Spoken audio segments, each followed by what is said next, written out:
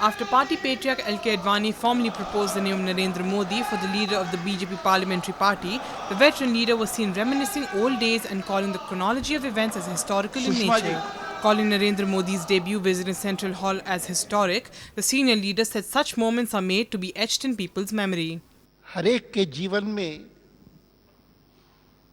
कुछ प्रसंग ऐसे होते हैं, कुछ क्षण ऐसे बीतते हैं कि जिसको वो जीवन भर याद रखता है और कहता है कि मेरे इतिहास में ये प्रसंग भी हुआ था। आज का प्रसंग उनमें से एक है।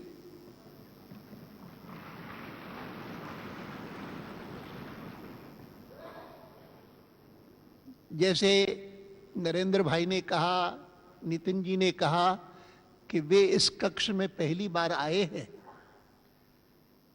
इस सेंट्रल हॉल में पहली बार प्रवेश कर रहे हैं, तो ये भी उनके जीवन में एक ऐतिहासिक प्रसंग बनेगा कि नरेंद्र भाई प्रधानमंत्री बनेंगे और कभी यहाँ पर आकर के अनेक बार जो उनको संबोधित करने का अवसर मिलेगा बाहर के लोगों को, देश के लोगों को, तो उसमें कह सकते हैं कि मैं तो प्रधानमंत्री बनने के बाद ही एक प्रकार से इस कक्ष में आया।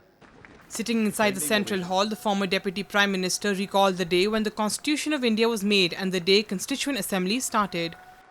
मैं मानता हूं कि इन दिनों में नरेंद्र भाई के माध्यम से जो अभियान चला है और जिस अभियान के परिणाम अभी 2 दिन पहले आए हैं और जिन परिणामों के फलस्वरूप ही हम आज का ये कार्यक्रम करके और उनको एक महत्वपूर्ण जवाबदारी सौंप रहे हैं, ये सारे के सारे ऐतिहासिक प्रसंग बन रहे हैं, सारे के सारे।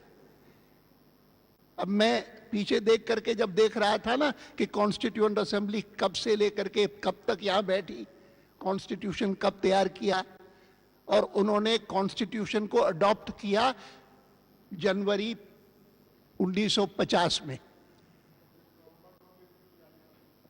46 में तो शुरू हुई थी कॉन्स्टिट्यूएंट असेंबली।